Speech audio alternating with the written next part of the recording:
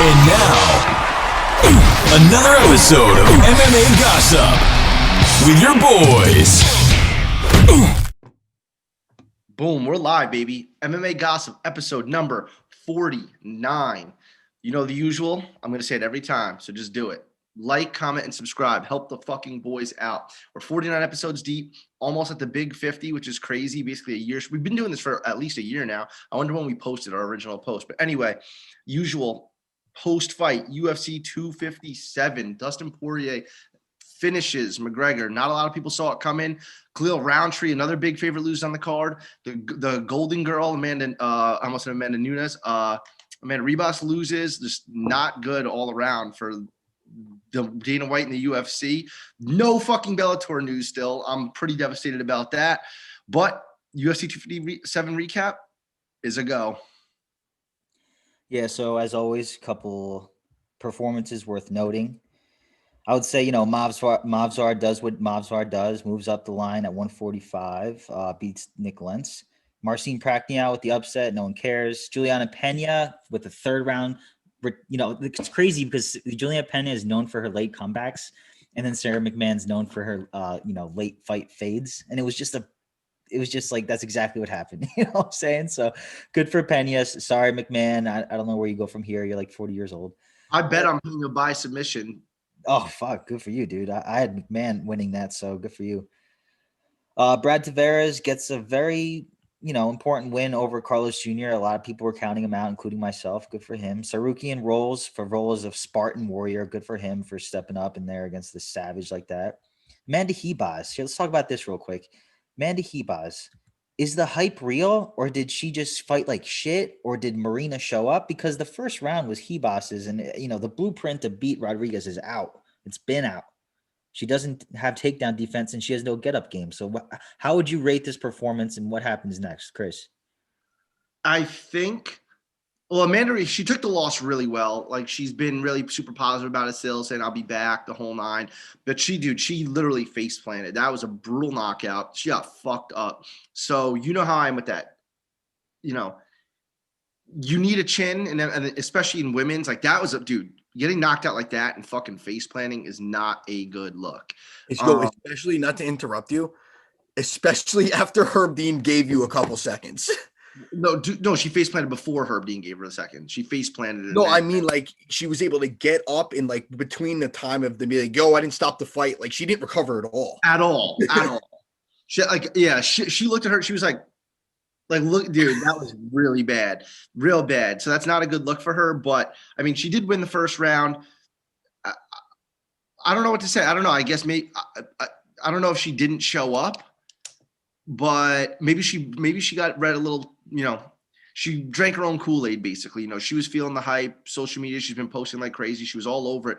But I mean, she looked good at weigh-ins. She was super positive all week. So I think, you got to give her another chance. She's still up there, but I think I just got to pump the brakes on her for now because that it wasn't like she lost a split decision, like a boring fight. She got fucking face planted at 115. So pump the brakes a little bit, Matt, thoughts? I just think that she just got caught. I mean, you saw, like Chris said, and like you said, you saw the game plan in round one. And I said to my boys that I was watching the fight with, I was like, yo, we're good. This fight's over. Then it wasn't. I think she just got caught. I think that she'll recover. Dana White will get her back in there.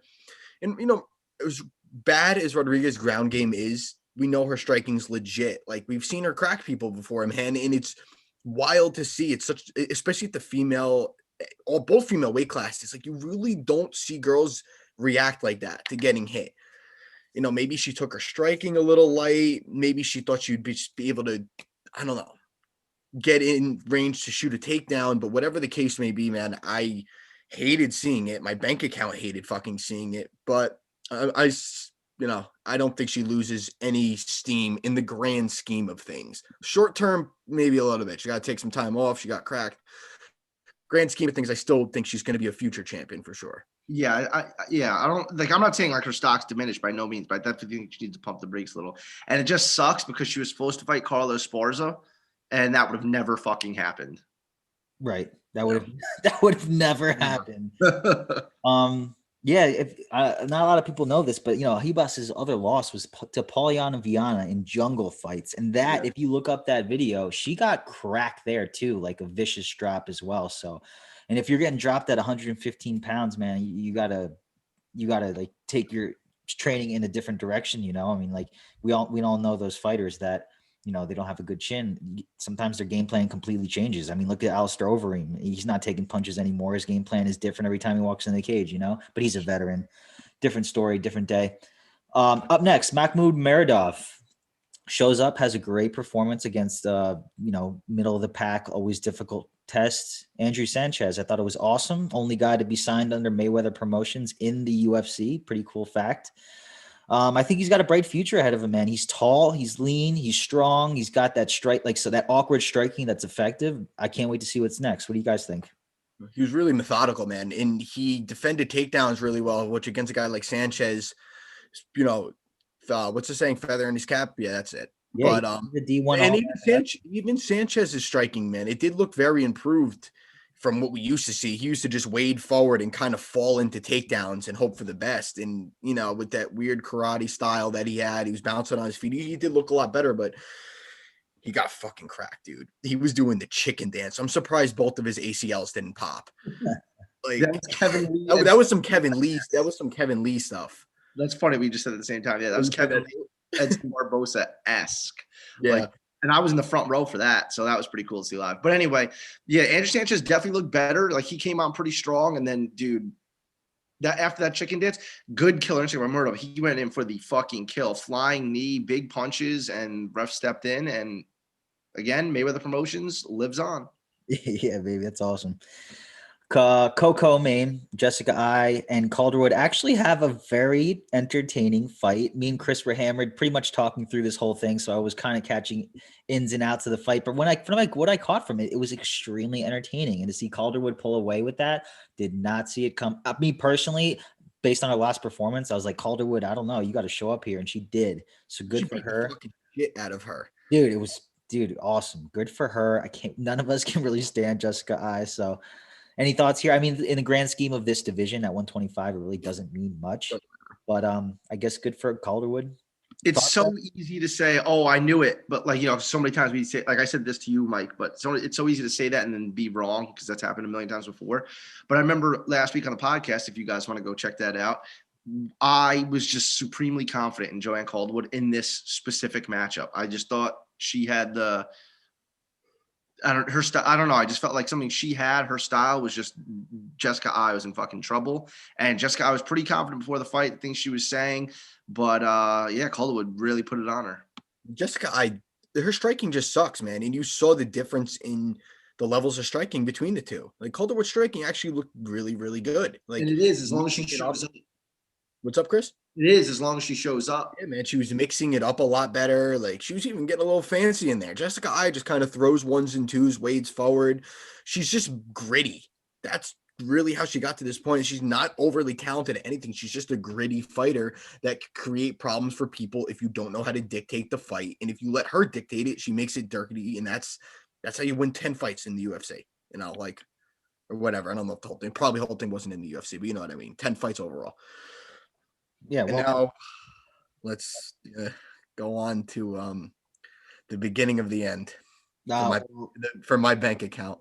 Well, no, I gotta tap myself a little bit. I was at Chris's house, and right before the Chandler fight, I was like, listen, Chandler's going to crack Hooker. I'm calling it, man. And dude, Hooker wasn't in that fight for 1 second, man. He didn't throw a punch. He didn't throw a punch. What was up with that? I actually want to talk about that. Like, based on Hooker's past 2 fights and the burners they were, and the kind of positions that he put his opponents in, including Dustin, how does he come out and then just is it a testament to Chandler's amazing debut, or was it Hooker's awful game plan and awful execution, or was it like a bit of both? Dude, like, this weekend made my head spin. And because solely, not because Conor, the whole 155-pound division. On Sunday, I literally sat there and I got in my own head and I literally tried to answer all the questions Mike just had. I was like, how does Dustin go 5 rounds against Dan Hooker? How does Dustin fight longer against Eddie Alvarez than Conor? How does Dustin fucking not get knocked out by Conor. But then Hooker, I was just doing so much MMA math in my head, and I was going crazy. I was like, wait a minute, so does this mean that Dan Hooker would beat Conor too? And I don't know what the fuck it was, dude, but I really think that at the end of the day, when you saw Michael Chandler come out of the tunnel and get in that octagon and you saw the look in his eyes, he would have had to have died in that octagon to lose. There was no way on God's green earth, and I wish I knew this before I bet, there was no way on God's green earth he was losing his UFC debut. How much did you bet on Hooker? I only bet like $150 total between the two, but like, because I wanted Chandler. I thought smart money was on Hooker. Like, I didn't want to see Chandler lose his first UFC fight. But dude, Hooker looked like a deer in headlights. He threw like half a leg kick and then got flatlined. That's where I think it's a good. I'm going to steal this from you, Matt. Go ahead. Yeah, go ahead. That Mike, you said it was Chandler's, greatness. I don't even know the fucking word I'm looking for, or Hooker's lack of a game plan. I think it was a combination of both. I think that Chandler came in ready to fucking go. He was feinting. He was pushing forward, and Hooker was just on his back foot waiting. And that's not Hooker style at all. Like, if you look at the first couple rounds of the Poirier fight, he was putting it on Dustin Poirier. Gilbert Burns, he put it on him. Ross Pearson, that knee up the middle, he put it on. All his wins, he puts it on guys. Him and Feldman went 5 rounds, toe-to-toe, taking him down. Like, I think he was a little timid of the take. Like, I think he thought Michael Chandler might come out for shooting for takedowns pretty quickly. But he didn't come out like himself. Hooker, and not taking anything from Chandler. I was rooting for Michael Chandler too. Chrissy Bellator over here. Duh. I was rooting for Chandler to win, but it just seemed that Chandler was coming forward, ready to fucking go, and Hooker was backing up, not ready to go. So, add those two together, and what do you get? A left hand over the top and a nice finish from Michael Chandler. That fight was not fucking close at all. And I know we're going to transition right into the main event here, and I want you to speak on this too, Mike, but we'll go into this next. I'm going to ask you guys a question. Who's next? What did you think, though, Mike? You called it. I just think that Dana White was like, all right, we're getting Michael Chandler. We're signing him to a big deal. We want him to be relevant. Who do we match him up against that's high caliber, but also the perfect opponent for Chandler to win? And I was like, Hooker fits that mold through and through, because I was thinking like, all right, if Dustin can take him down and hold those legs up against the fence, and Chandler can do that tenfold. Chandler hits like a fucking truck. Eventually, Hooker's chin is going to bottom out. And we know Chandler, people don't consider him a striker, but no one can deny his power. And then as soon as I saw Hooker going backwards, I was like, it's over. Hooker's not throwing shit. I bet on Chandler mostly because everyone and their mothers seem to be on Hooker. Like, I think I said this on the podcast last week. I was like, there's no love for Chandler on Twitter, nowhere.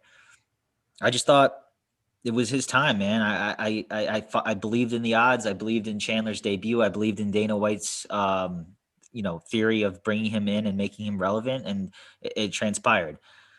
And that's pretty much it. And not much to it other than that. Good for Chandler. Hooker, I feel bad. He probably can't go home till like March because of the COVID restrictions over there. Can't see his family until like March. So does he have to stay there? He's got a quarantine there before he flies out. And then when he lands in New Zealand, he has to quarantine again. Yeah. Honestly, though, props to New Zealand, because out of this whole world, they're the only country working at full capacity. So they're doing something right over there. Granted, they have the population of Alabama in a country that's the size of fucking China, but whatever. Anyway. On to the unfortunate main event. The fortunate main event. I shouldn't say that. I'm happy. I am too, man. Dude, I love seeing that for Dustin. Yeah, he deserves it, man. And here we go. Same question as Chandler Hooker. Was it Conor's lack of game plan and execution, or was it Dustin showing the fuck up? What do you guys think? Matt, I'm going to hop in right here. Yeah, you go first. I'm still so much. And then I'm going to ask you guys both a question to add on to it. I think, so people are saying like, MMA, you don't retire from MMA. MMA retires you, right? So when people say like, oh, has the sport moved on from McGregor? Everyone thinks like, the show goes on, right? So there was Chuck Liddell, there was GSP, there was Ronda, and they all go out, whether, GSP went out on his own terms. Liddell and Ronda didn't, obviously. Conor is still the biggest star in the sport. Everyone's still talking about him. So the sport has not moved past Conor McGregor in that sense, in my opinion, right? They just did 1.6 plus million pay-per-view buys, almost 2 million pay-per-view buys on McGregor's return. Hasn't fought in a fucking year. You know what I mean? Before that in MMA was 2 years. So he's only fought 3 times in the past 3 years, basically. Still the biggest star in the sport. Headlining the biggest card of the year, first pay-per-view of the year. So in that sense, MMA has not moved on from Conor McGregor. But I take it more literally. The style of MMA, like the inactivity, McGregor said inactivity caught up to him. And I thought more into that. And the way I'm looking at it is like those leg kicks he was getting hit with, McGregor himself said in the post-fight interview, he had never, that style of leg kick, he had never been hit with. And that's a new thing in MMA. I know Benson Henderson was kind of doing those in the past, but Conor, that's more of a new thing in MMA, those low chopping calf kicks. And McGregor hasn't been in there experiencing them. Justin Gaethje's eaten them. He was throwing them at Khabib, so Khabib's taking them. Poirier himself has thrown them and taken them. Tony Ferguson has thrown them and taken them. These top guys in the division have been throwing and taking those things. The style of Val's inactivity, it's going to catch up with you. So I don't think that McGregor, he's one of the most skilled fighters of all time. People love to hate on him. He really is one of the most skilled guys of all time. So I'm not saying it's not a skill gap that he can't pass, that he can't overcome, but I definitely think that activity will only benefit him. So even though he lost and he got finished, I don't think it was like that brutal finish where he can't come back from this and, over the summer come back and win a totally winnable fight. You know what I mean? Someone's still in the top 10. I think he can still take those fights and win those fights. Just, I think he needs to be in there. Finally fucking caught up to him, bro. Being out of the octagon and still thinking of the shit and just coming in. And, McGregor came into Abu Dhabi on a fucking yacht but there's guys, there's hundreds of people lining up who would fucking die just for the chance to fight someone like Dustin Poirier. You know what I mean? I'm not saying Conor took it easy, but he's got elite training, the best of everything, sleeping in silk sheets. And then there's people that are just coming up training every single day. And his whole thing, his whole spiel, his whole life was activity, and the inactivity got him. So you have a question for? Well, I wanted Matt to go. Oh yeah. So I'm not going to reiterate everything Chris just said. Conor's not done. You could tell between the leg kicks and even the way that he was absorbing punches, man, he just looked like a guy that has not been getting hit. That's what it comes down to. No matter how long you fight, if you take some time off, like you start getting stung by a guy like Dustin, it hits different. You're not sparring. He's not going 100% in camp, and all of a sudden his leg's getting chopped off and he's getting hit by one of the hardest punchers in the division. He just needs to acclimate again. His talent's there. He won the clinch in the first round. He won the whole first round. He stung Dustin a couple. Dustin said that the first shoulder he threw, he said it hurt him. He was like, dude, and he said that another left hand, he was like, if Conor really tried to pour it on, he probably could have finished me. I just have a really good poker face. Like, he won the first round and his stand-up looked good. The demise of him was the leg kicks. I'm not taking anything away from Dustin because it's part of the game. He had a great game plan. He saw how heavy Conor, and this is something else I'm going to get to. He saw how heavy on that foot Conor was, and he fucking took advantage of it. It's the name of the game, guys. You can't hate on it, but don't say Conor's done, Conor shut. Guess what? He didn't go in there and just get flash knocked out. That's not what happened. Dustin had a game plan and he executed it. That's why he's lost like 3 fights in 8 years, or 2 fights in 8 years, or whatever it is. Johnson and Khabib, 2 losses at 155. Yeah, and that's an accident. That night was not an accident. The only reason you probably think it's an accident is because A, you lost money on it like myself, or B, again, pertaining to money, he was such a big a favorite, and I thought the odds were disrespectful from day one. I never agreed with it at any point in time. Like, I know that we were all homers about it on the show, but you can ask them. I've said it to them. I said it to my other boys. It's like, dude, in the back of my head, dude, it's Dustin Poirier. I props off to him, hats off to him, but Conor's not done. He's not. He's going to be back. I think he's going to be back sooner than we think. And what I meant before, what I said, something else I want to touch on. I want to know if you guys noticed this or whatever. I get for Khabib, because Khabib's a different style fighter, but I feel like I see Conor coming out in a completely different stance. Do you think that matters at all? Like, he never comes out.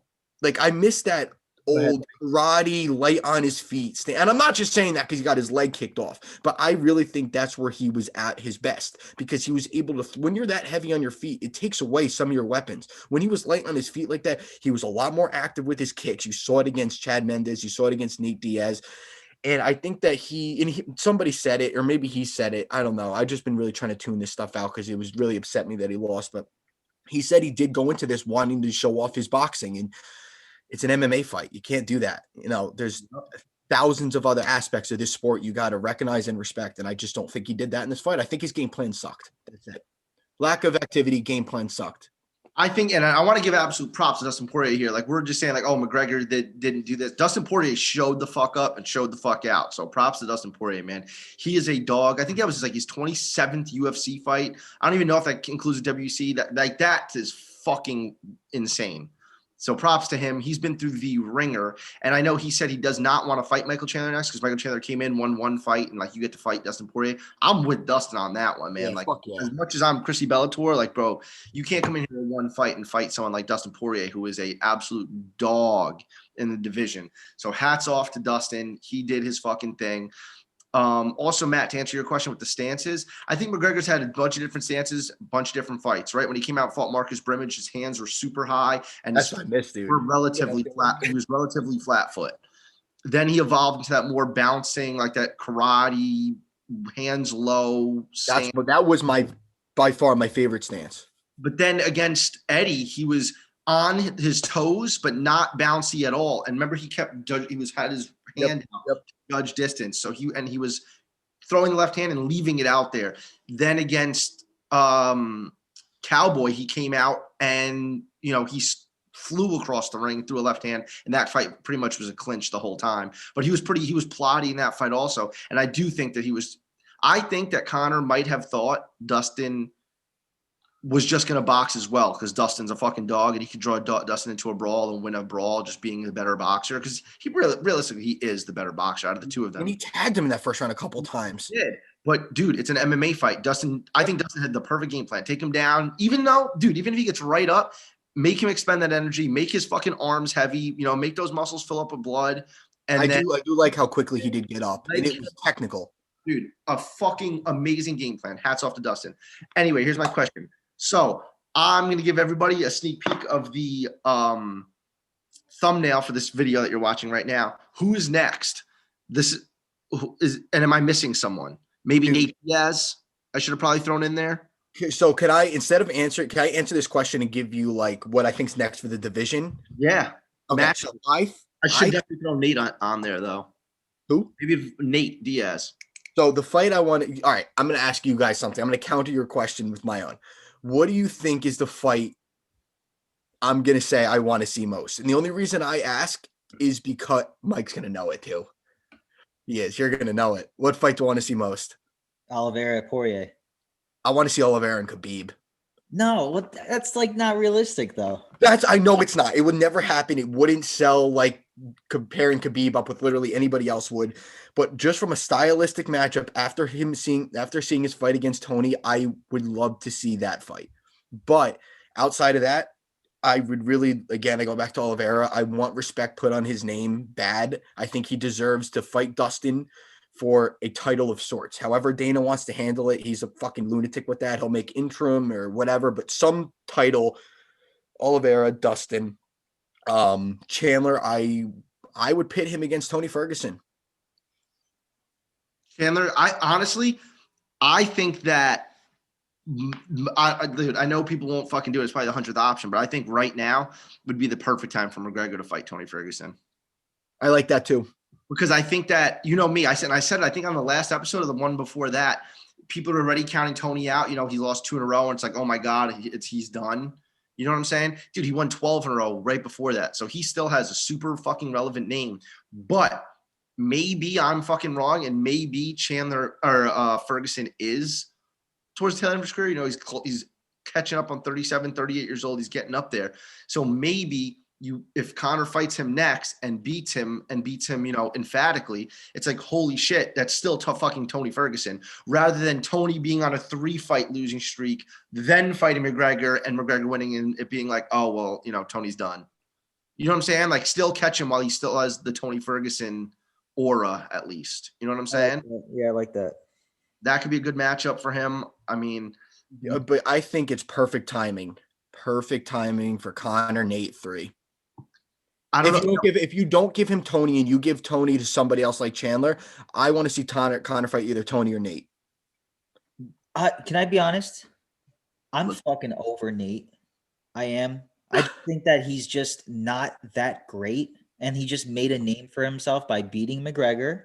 And then, yeah, obviously you're going to make a name for yourself. But Nate is not a fight. I don't want to say a 500 fighter, but he's not an elite 155-pound fighter. Call me crazy. No, I agree. But the only reason I said that is because I think that benefits Conor's career. You get to end a trilogy. You get a win under your belt. Like, I wasn't saying because I think Nate's like there. I think as a Conor fan, I want him to get a step above Cowboy, but not Michael Chandler or Justin Gaethje.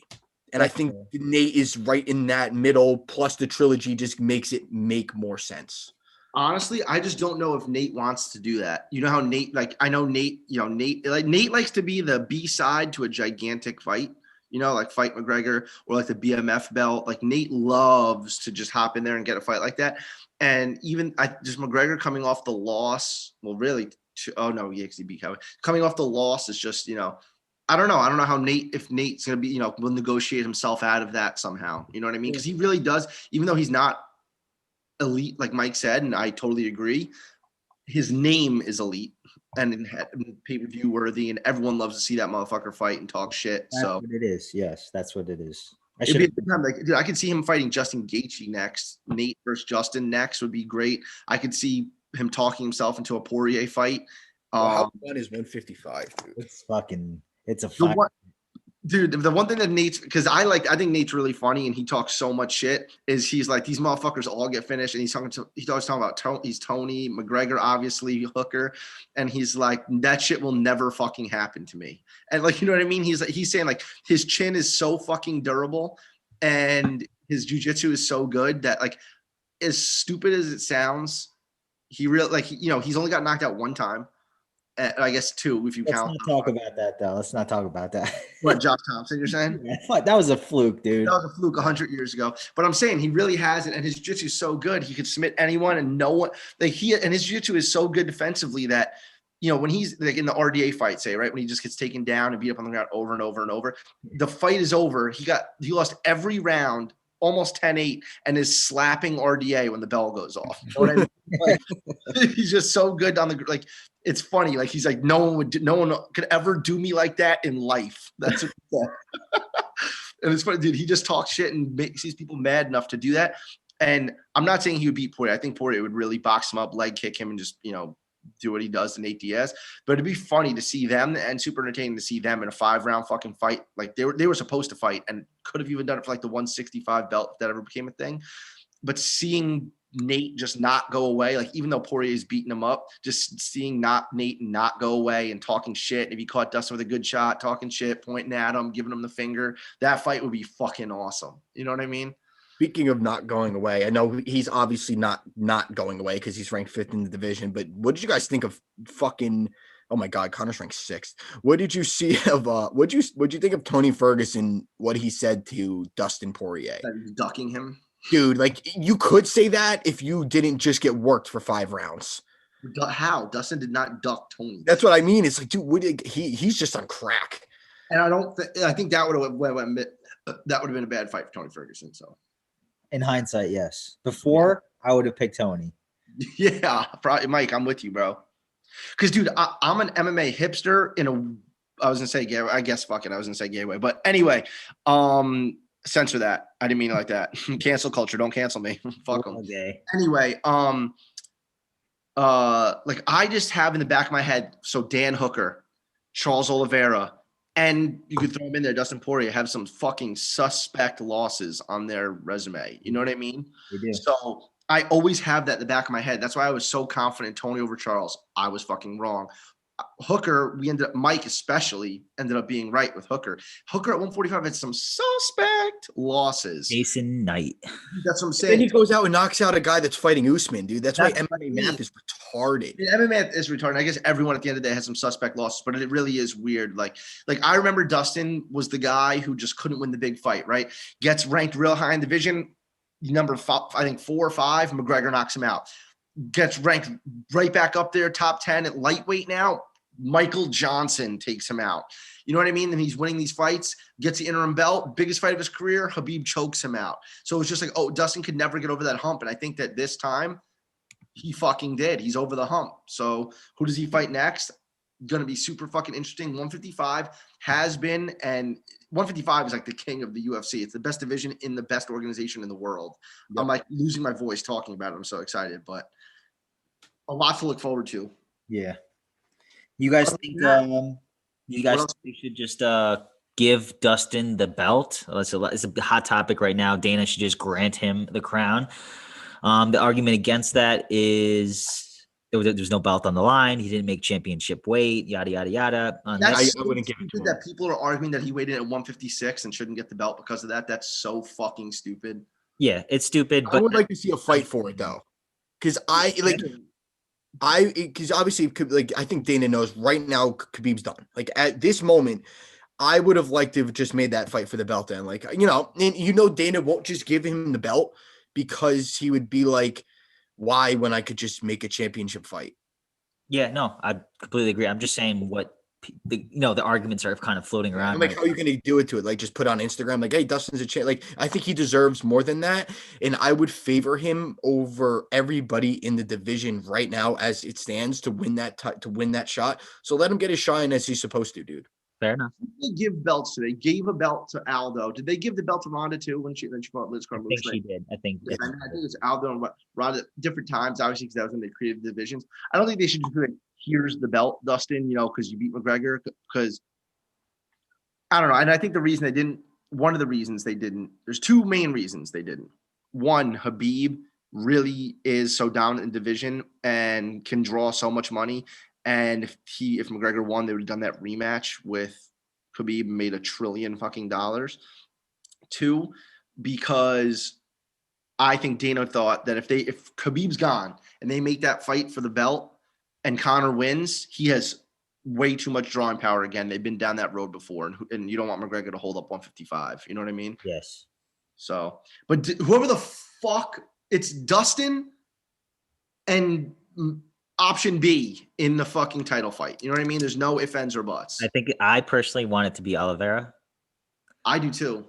So yeah, me too. I'm so happy you guys are finally on board with that, dude. Because I think, like Chris mentioned, he's won like 8 fights in a row. I know, but I was always the one saying, and then you guys are always like, yeah, he always loses the big one. No, but dude, before he fought Tony Ferguson, you're gonna give him a fucking title shot? No. But my argument always is that people forget how young he is.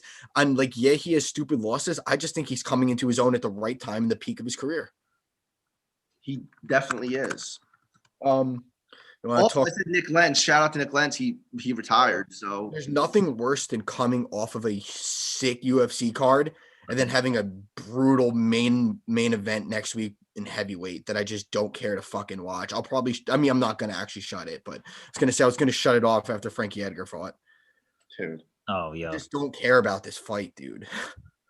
That's it on my end, guys. You got anything else you guys want to mention? Yeah, Jake Paul's fighting fucking Ben Askren. Ben Askren, you're an asshole for feeding into this because you're going to lose. Anything other than that? No. When we touch, are we doing 2 podcasts this week? Or are we touching on this heavyweight card this weekend? No, there's nothing this weekend. Oh, wait, the 6th? Oh, that's 2 weeks? Yeah. Oh, fuck, I'll be in Mexico for that shit. Yeah, no, nothing this weekend. Damn, So, okay. yeah, we just wanted to get one out today, kind of post 257, because there's always a lot to digest after a Conor McGregor fight week. But that's it, boys. I mean, if you have nothing left to say, then I think Lentz retired, Ben Askren. Obviously Gilbert, and the next pay-per-view is Gilbert and Usman.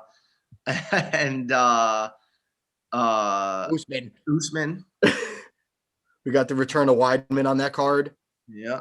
Macy Barber's an underdog. It's a good card. Kelvin Gastelum and Heinisch. My shirt's not tucked in at all. I'm looking on this website right now on the best fight odds to see if there's a future. I don't know if they do boxing on here, so there That's might not. bright blue, Chris. Bright blue. Well, I bought this way in advance. This is the Shoiro belt. It's long and it's like We didn't tie our belts around our head today. yeah, we should have. Oh wait, you guys have yours? Fuck me. Yeah. Let's go. Mike's is white. It is pretty. It's like all worn out. Mine's obviously still bright blue, but it's not like fucking cardboard anymore. It's pretty flimsy. Like mine is. Yeah. I've been a blue belt. Dude, the first time I did it, I could bend my belt like this, and it'd be like flat. Crease? Yeah, it'd give me crease. You know, this is so I bought this Shoiro belt because you know how they do their limited releases. And I was like, well, I have to get my blue belt soon. So I bought this, and it's like supposed to be like, you know how Shoiro does their shit, which is like, it's like, dude, if you hit someone with this, you could commit like a fucking murder. It's like You gonna wear that one? super thick and hard. Huh? You gonna wear that one or the one he gave you? Probably I'm gonna wear this one. I think I'm gonna get because I like the Cape May logo is fucking sick. So I think I'm gonna get a white belt from him too and put him on the wall and just start going. I'm saying that. Wait, so what's the belt in your hand? Is that the show your roll belt? This is the Shoiro belt. Is that the one you're gonna wear to his school, This or you're is gonna what I'm gonna wear? Yeah. Okay. So. All right, boys. Yes, but you should see if he has patches, and you could put one on. Wait, your white belt has his patch on it? No, I'm gonna get one from him. So what I'm gonna do is Okay. get a white belt from him, and then yeah. Anyway, boys, that's all I got. My dog just shit his pants. All right, everyone. Peace out. See y'all next time. Later, guys.